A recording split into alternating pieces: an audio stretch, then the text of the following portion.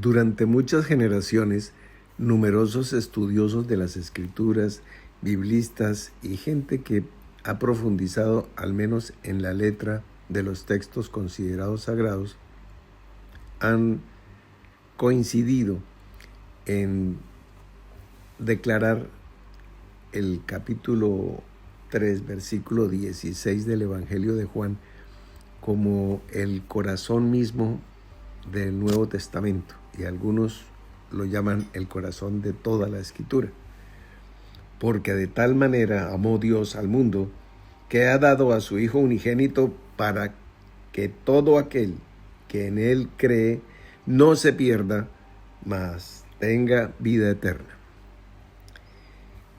Dicen estos estudiosos que allí se compendia, allí se resume, allí se concentra y se condensa como la pleroma, como la totalidad, como la plenitud de la gran promesa de Dios, del gran plan de Dios para con los hombres.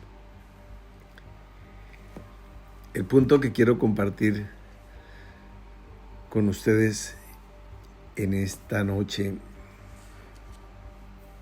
hemos titulado El más sencillo cómo se llama Jesús,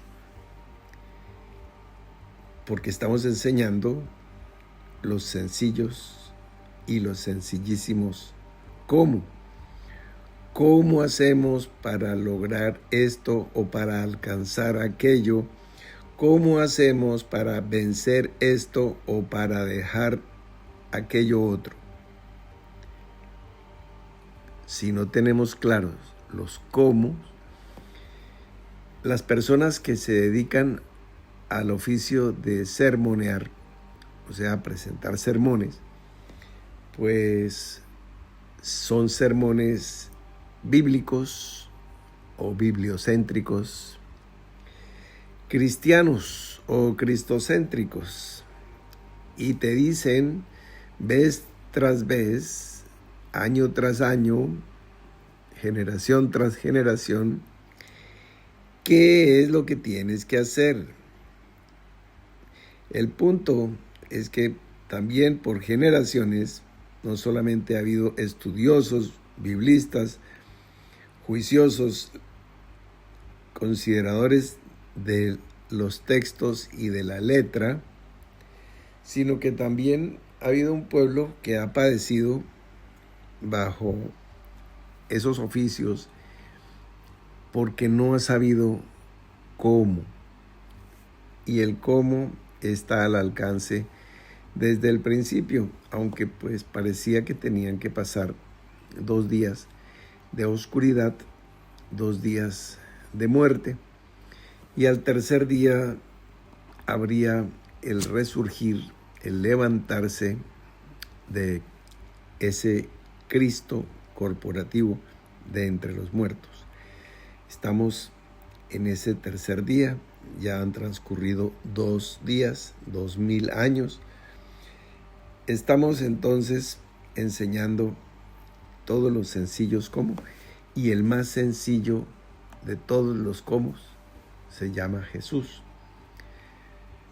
Con respecto al texto de Juan 3:16 que acabo de leer, pues te podrás dar cuenta que empieza con una conexión o con un conector, diciendo que lo que va a mencionar a continuación es la razón por la cual, es la explicación.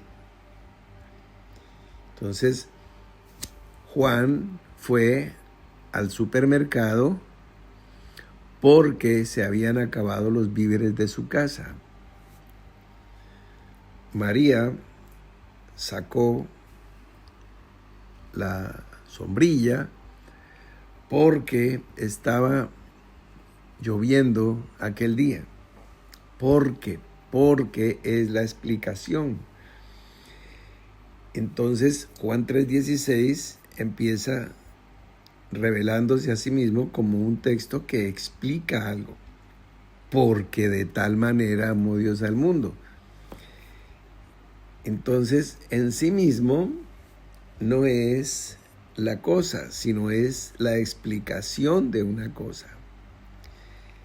Que alguien fue al supermercado o que alguien salió a la calle con una sombrilla, se explica con que se acabaron los víveres o que está lloviendo. Es la explicación del algo, pero no es el algo. Juan 3:16 es el resultado secuencial de los versículos que hay antes. En el capítulo 3, todo el capítulo 3 es el encuentro de uno de los maestros de maestros de Israel, un principal entre los judíos, un gran hombre del Sanedrín, preparado, instruido, estudiado, documentado en las Escrituras, conocedor de la tradición y de la historia de Israel.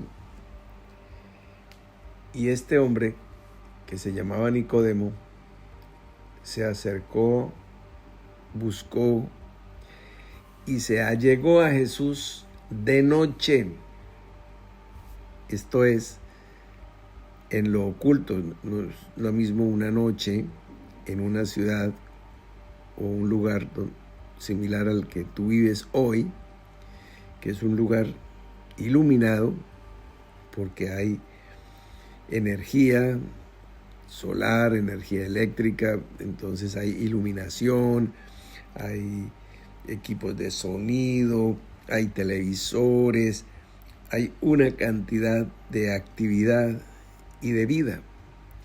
Lo que normalmente sucedía en las noches de hace 2000 años era, o había una celebración, una fiesta, una boda, un funeral, un duelo, un luto, o había una guerra y pues no podemos escoger la hora de la guerra. Estas eran actividades que podrían ser de día o de noche. De noche se hacían cenas, se hacían celebraciones o se podían honrar los difuntos. No se hacía un juicio, por ejemplo, eso no existía. Eso es una aberración jurídica que se salió del debido proceso para juzgar y condenar a Jesús de noche con testigos falsos y sin permitir descargos por parte del acusado, ni testigos por parte del acusado, sino a la primera frase, ya, suficiente, no hay nada más que hablar. Y pues con ese tipo de justicia, pues ¿para qué injusticia? Con ese tipo de amigos no se necesitan los enemigos.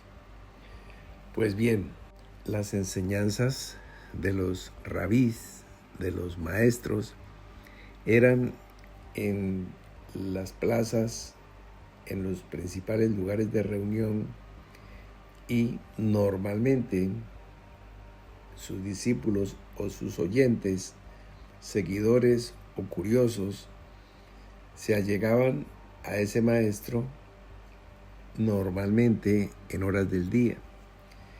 En las noches, hace 2000 años, cuando se ocultaba el sol, terminaban las labores del campo, terminaban las labores domésticas.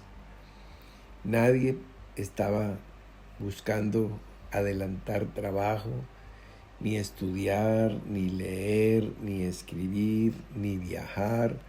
Normalmente Entonces, las noches eran la reposición de fuerzas para los días, para las horas de trabajo del día siguiente.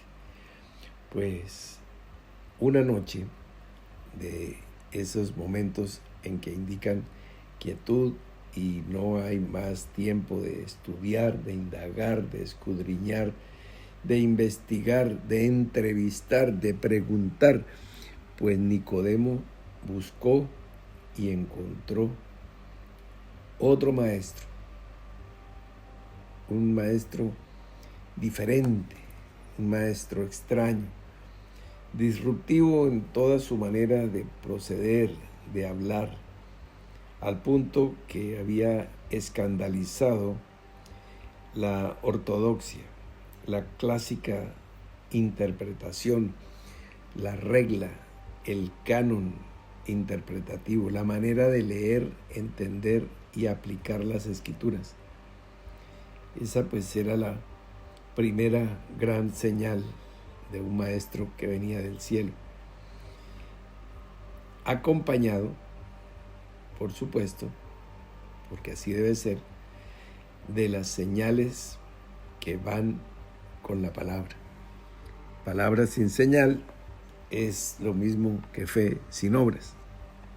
Esa palabra no debes recibirla, venga de donde venga. Cierro paréntesis. Y le dice Nicodemo a Jesús: Rabí, sabemos que has venido de Dios como maestro.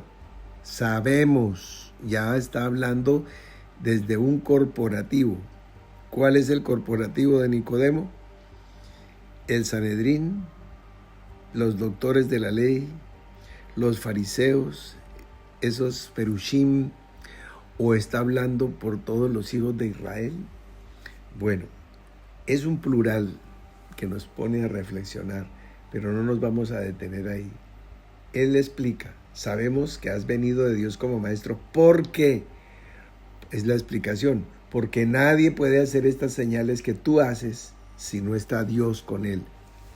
Él tenía claro que no era por Belcebú que echaba fuera los demonios. Él tenía claro que ese era el gran poder de Dios.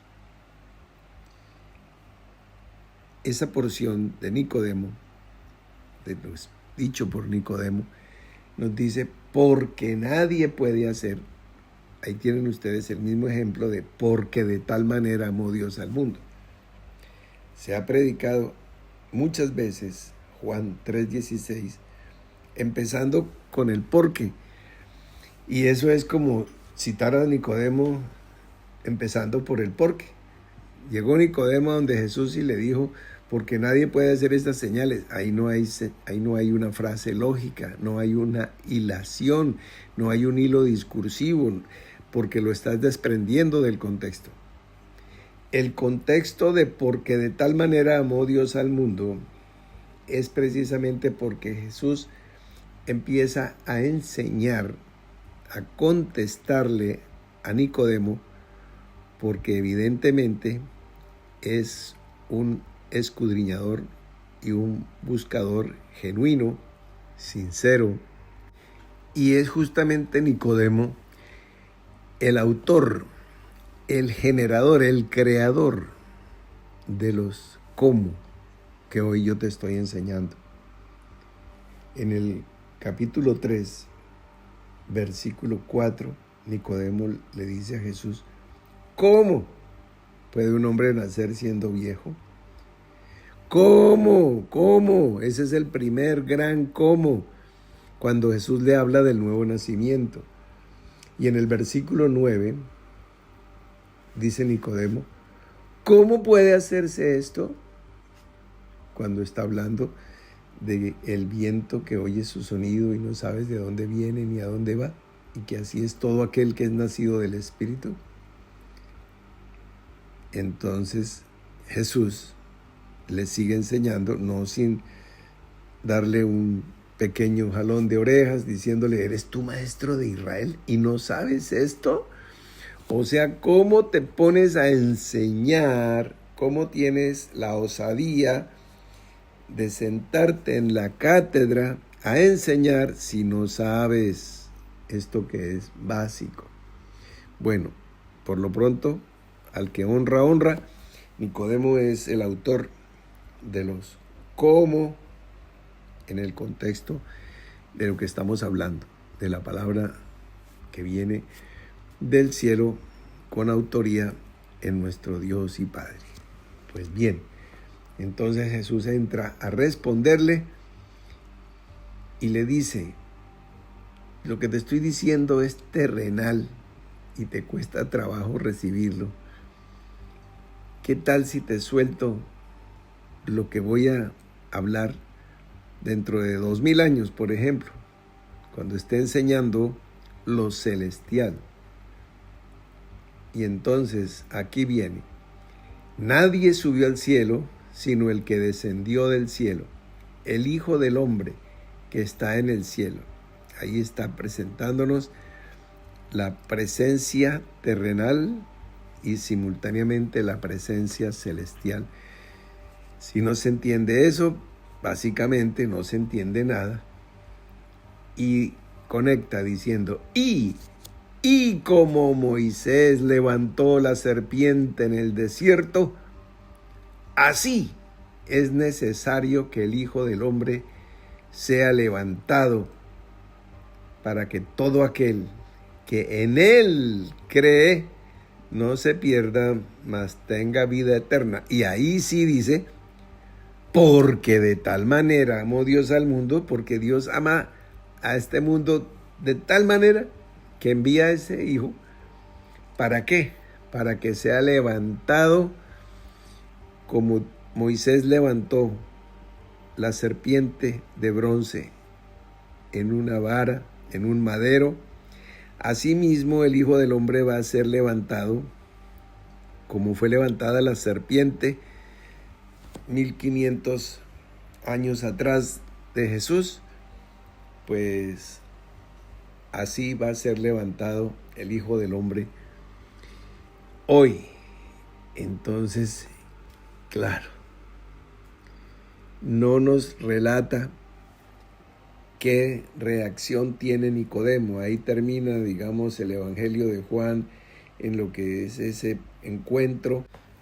No nos dice más. Ahí termina, resumiéndole a un doctor de la ley que el que cree en el Hijo de Dios no es condenado, pero el que no cree ya ha sido condenado, inclusive antes de que llegue el juicio, porque no ha creído. ¿En quién? En el nombre del unigénito Hijo de Dios. Entonces le termina explicando que la condenación es eso, que la luz vino al mundo y que los hombres, aunque todos en general aman la luz, pero como dijo un amigo mío, sí, pero poquito, muchos son perdidos y condenados porque aman más las obras infructuosas de las tinieblas, aman más su propio ego, aman más sus tinieblas que la luz. Porque todo aquel que hace lo malo aborrece la luz y no viene a la luz. ¿Se acuerdan ustedes del pez más feo de todos los peces? El animal más feo del mundo. Por eso se queda allá abajo en la superficie, no porque se deforma, se ve horrible. Entonces, así como las personas que viven esa vida disoluta de la noche y les gusta la oscuridad de esos antros, de esos centros, llamémoslo, de diversión, que en el mayor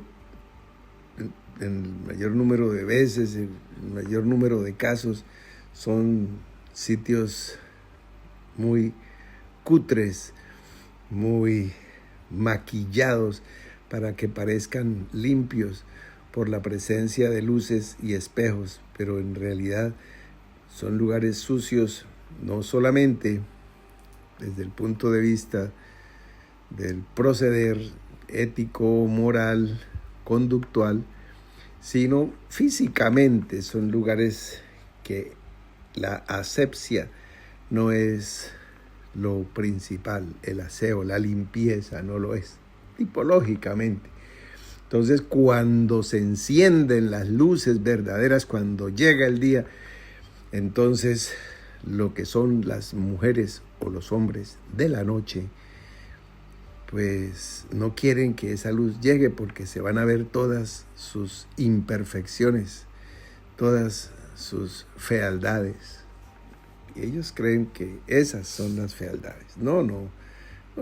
Dios, que es luz, ve el corazón y ve lo verdaderamente horrendo, horripilante, horrible que hay en la naturaleza caída.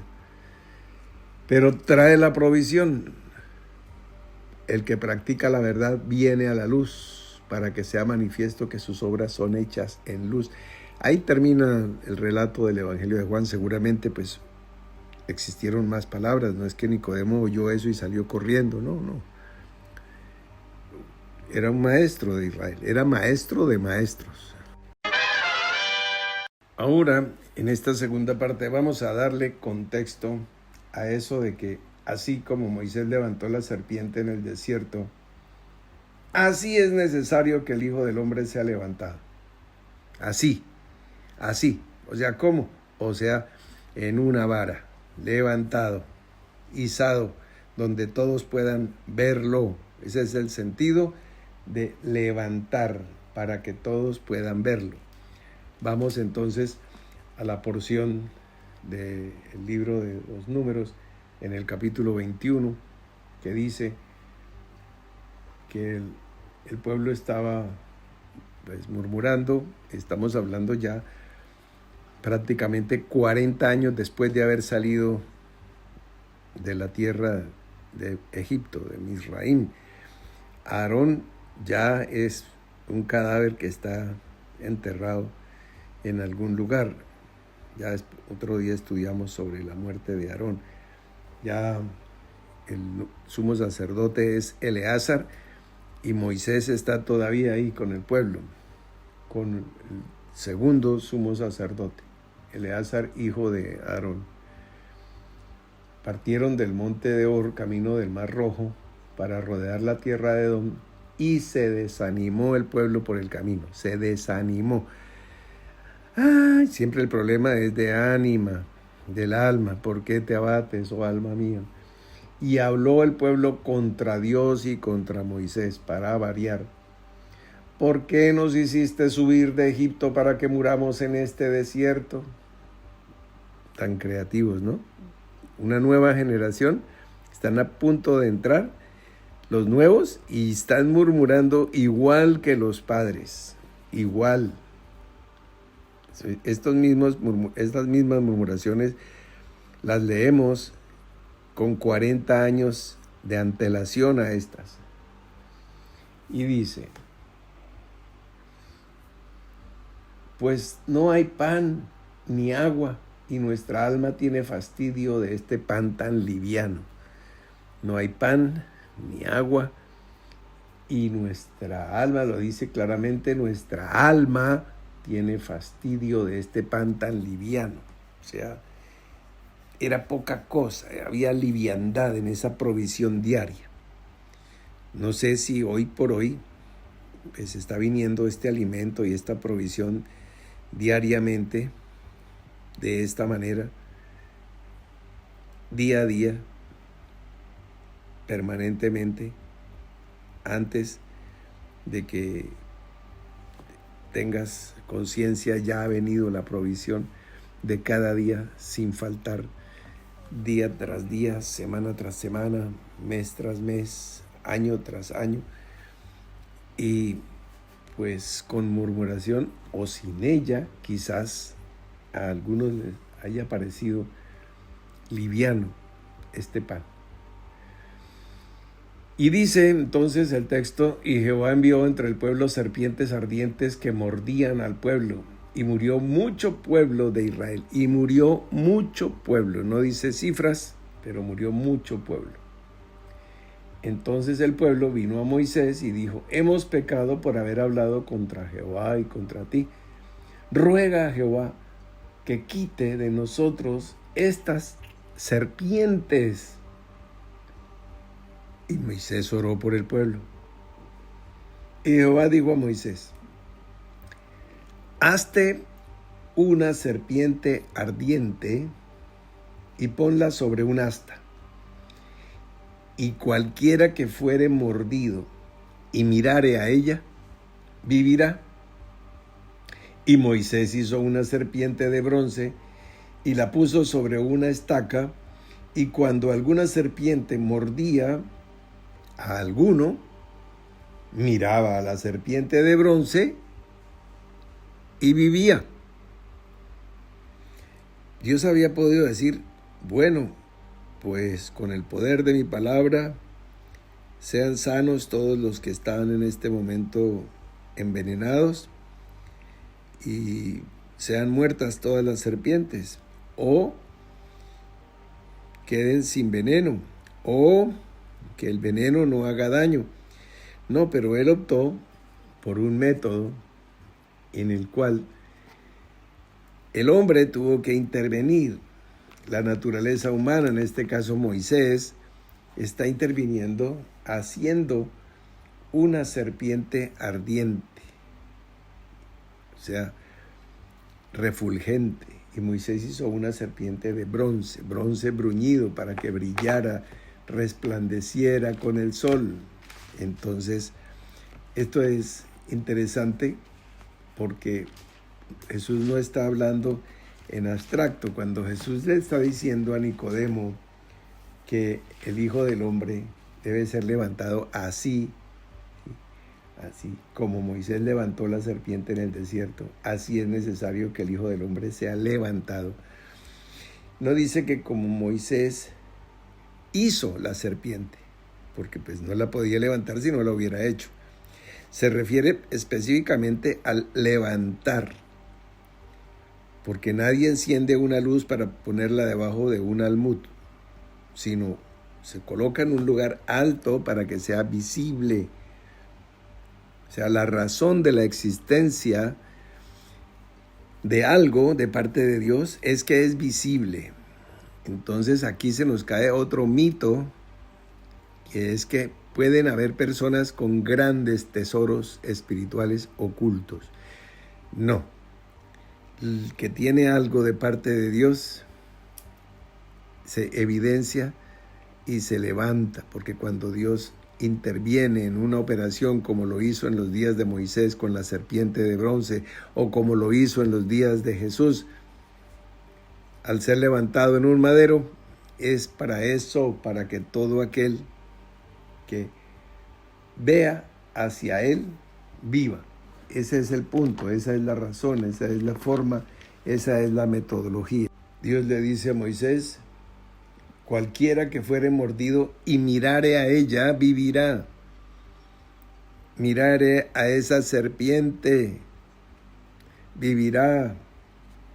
Y entonces, ¿por qué nos dice la Escritura, por ejemplo, en el capítulo 12, versículo 2 de la epístola a los Hebreos: puesto los ojos en Jesús, el autor y consumador de nuestra fe? ¿No? Porque no nos dice puesto los ojos en la serpiente, porque Jesús tomó la figura de la serpiente.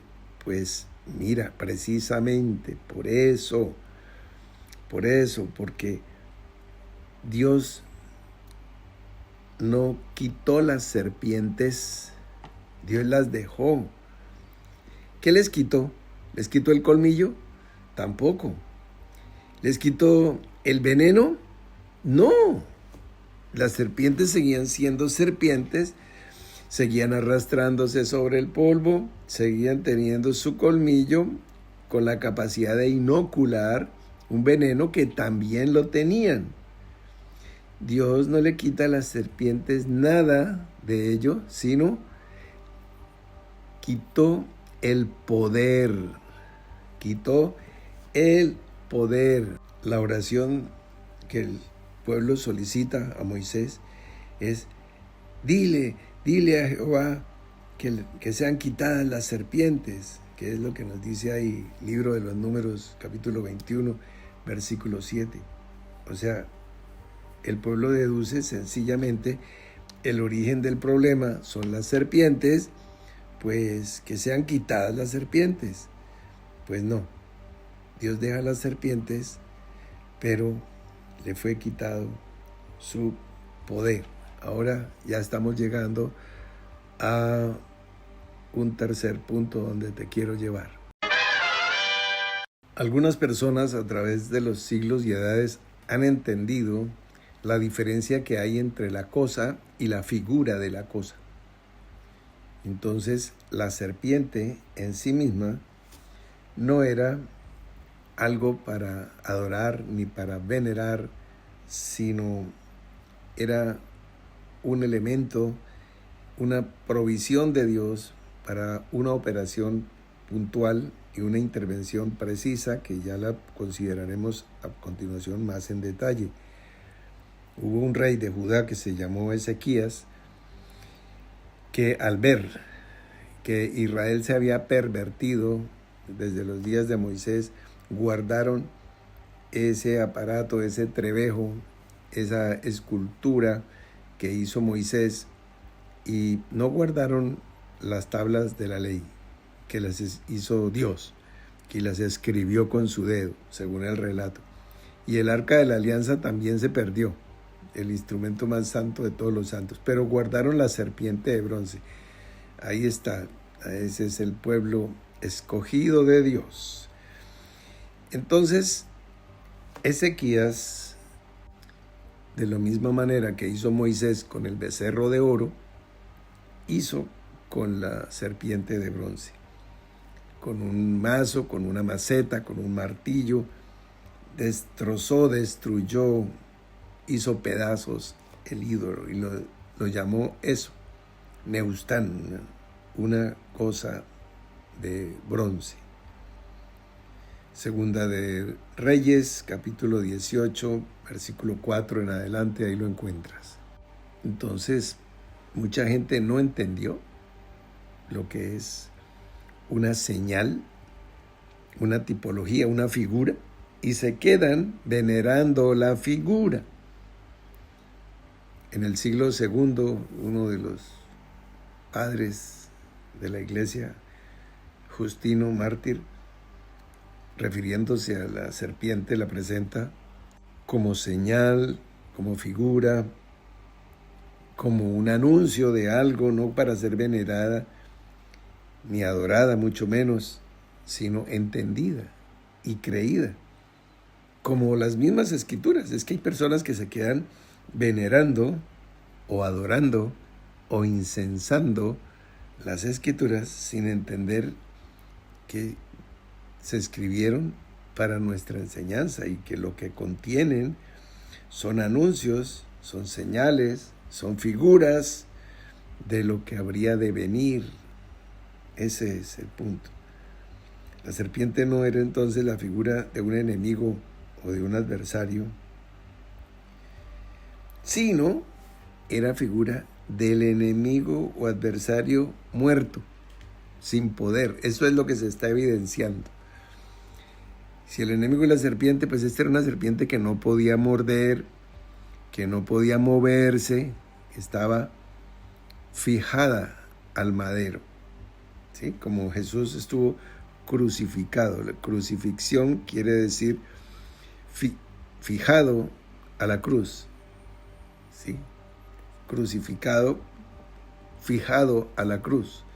Este es el punto. Entonces la serpiente no puede hacer nada. Entonces el enemigo no puede hacer nada.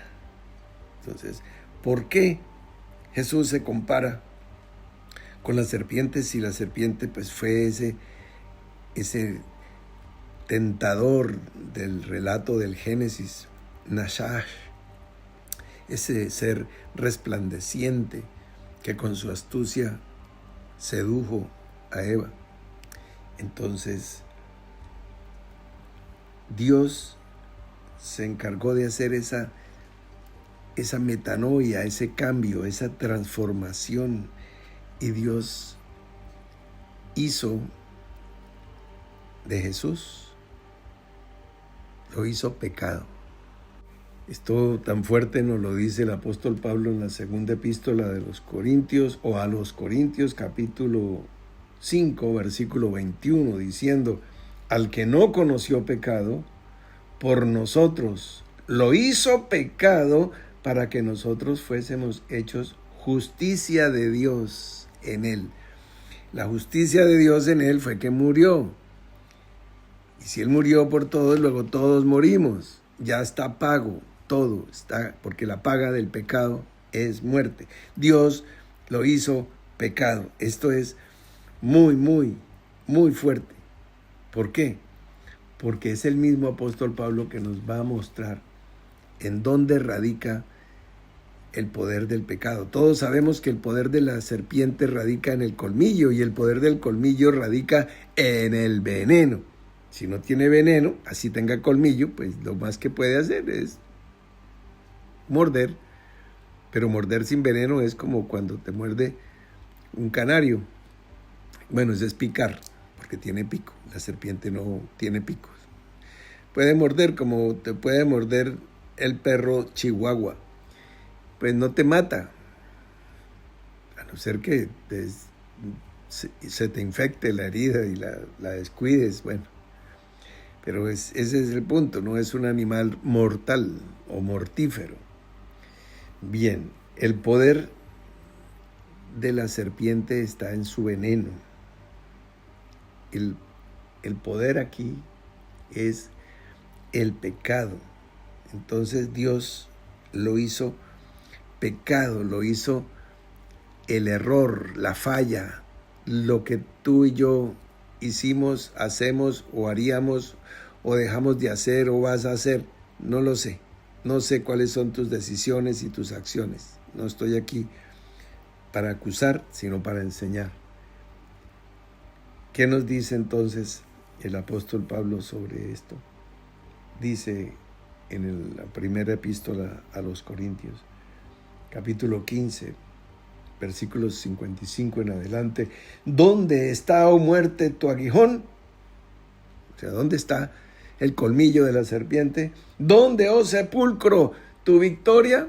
O sea, la victoria de la muerte.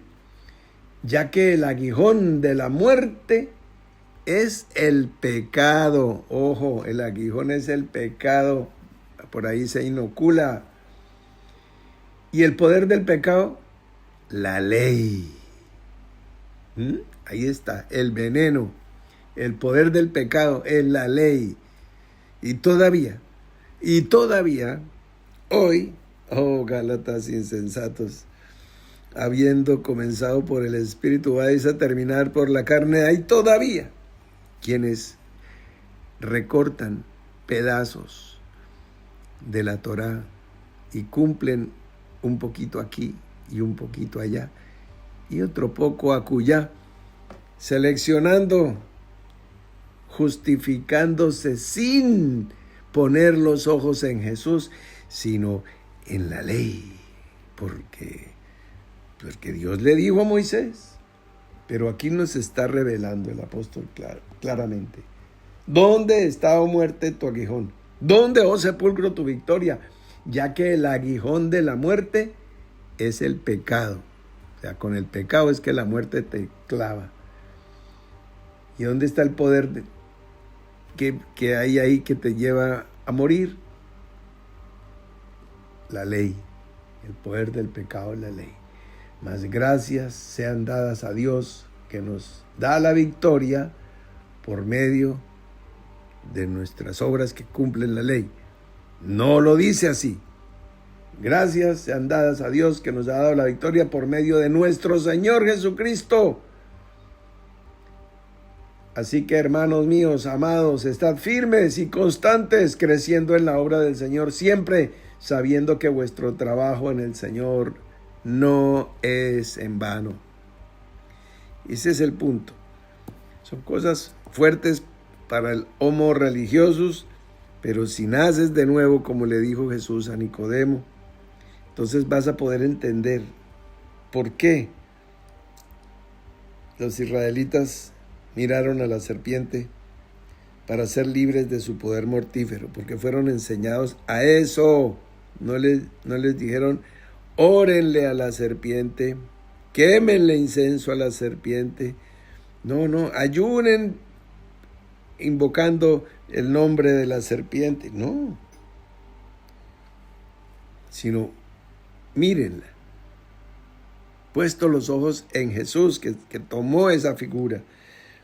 Tú puedes mirar a un hombre condenado y maldito para ser libre de eso mismo para ti. Jesús fue condenado y maldito, porque maldito el que muriere colgado en un madero. Él tomó esa maldición en lugar tuyo y mío. Entonces, a mirarlo. Finalmente, en la última sección, cuarta, con esto terminamos.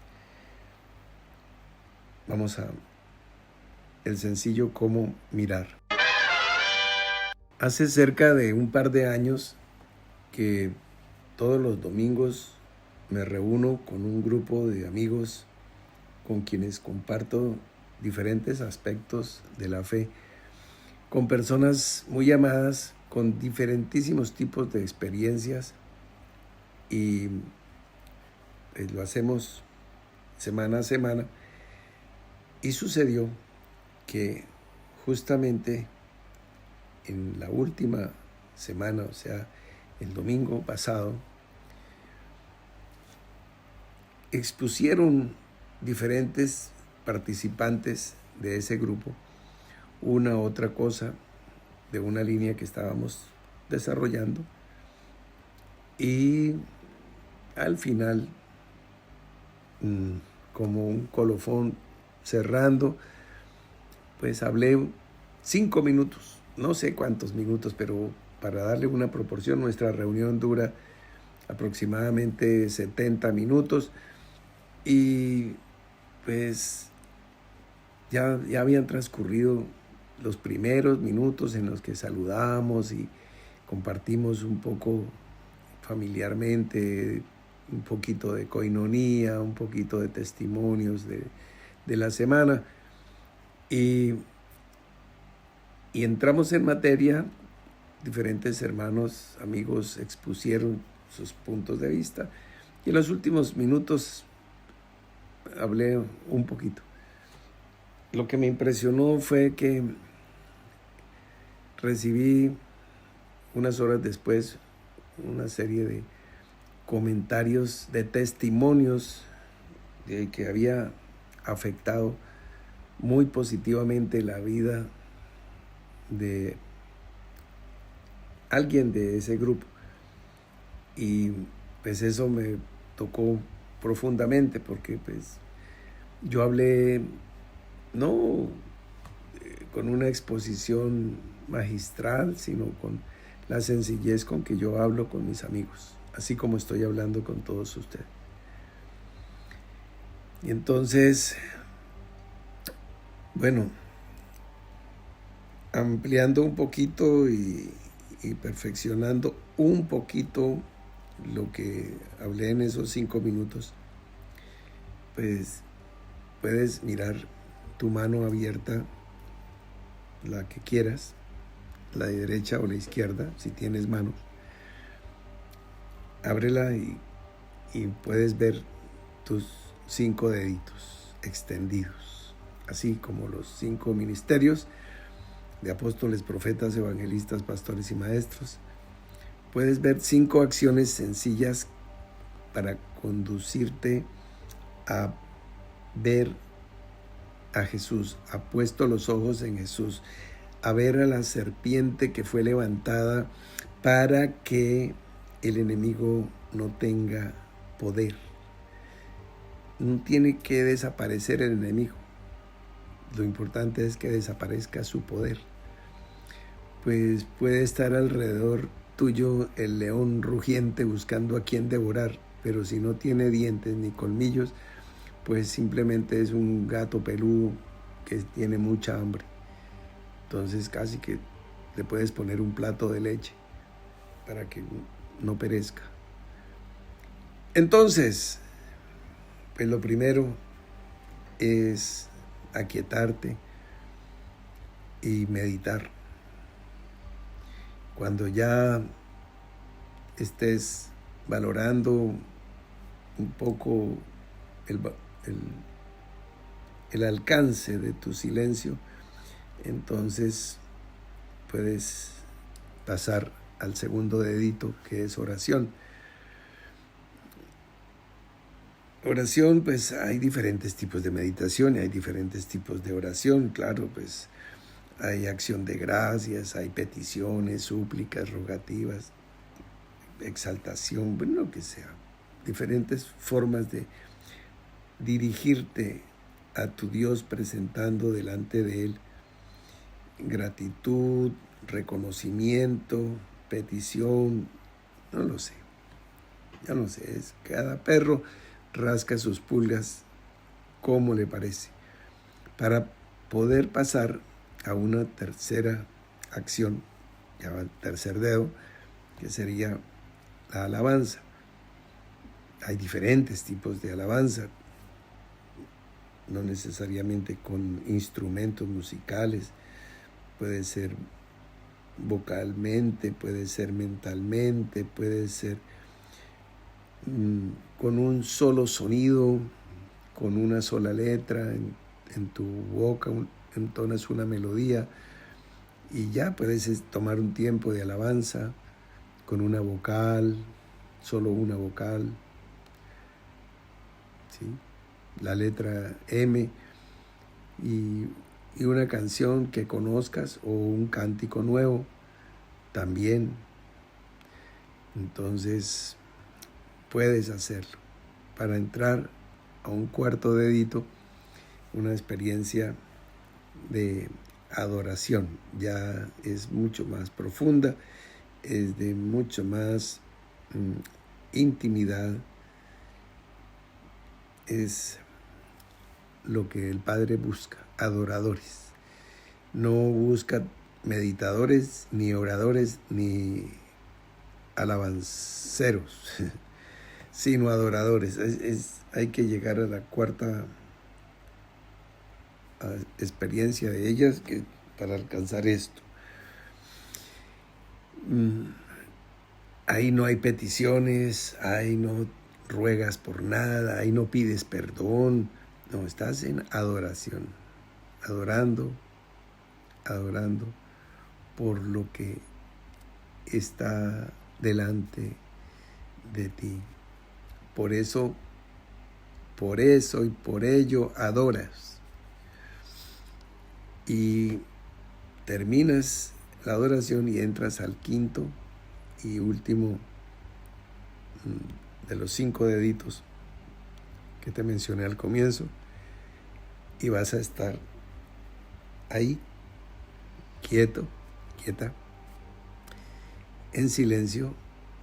No estás meditando en nada, no estás orando nada, ni pidiendo perdón, ni pidiendo por tu familia, ni pidiendo salud, nada, ni dando gracias por lo que has recibido, no, ni cantando, ni alabando, ni adorando, no.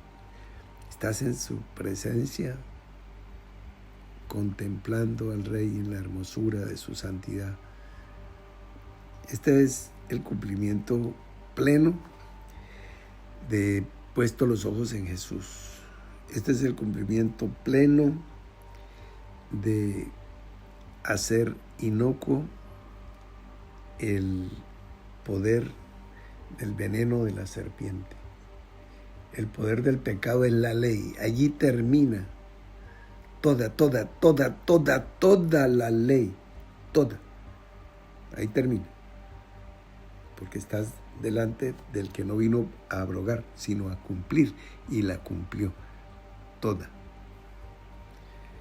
Y nos muestra el camino más excelente, el camino del amor. Entonces no te inquietes si lo que te mata y lo que te salva pueden tener la misma forma, que no se turbe tu corazón por eso.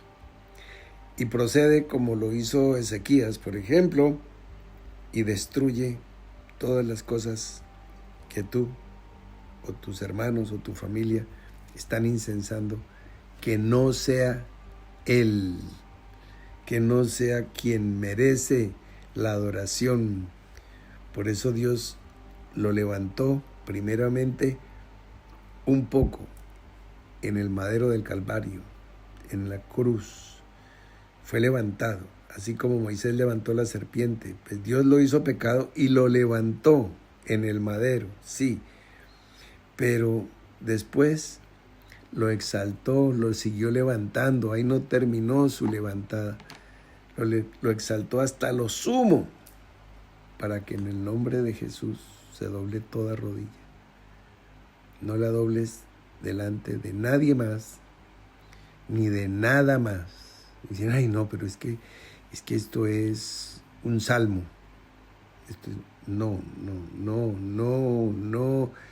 No, nada que Dios haya hecho ni mandado a hacer, no lo hagas, no lo hagas. Esta es la enseñanza sencilla y el sencillísimo final para que todos nuestros ojos vayan a Jesús, como lo dice Hebreos capítulo 12, versículo 2 en la primera parte, y ahí estamos. Vamos ahora a tomar un minuto para quemar con el fuego de nuestro corazón el incienso que salga de tu boca, que llegue a la presencia de nuestro Dios y Rey.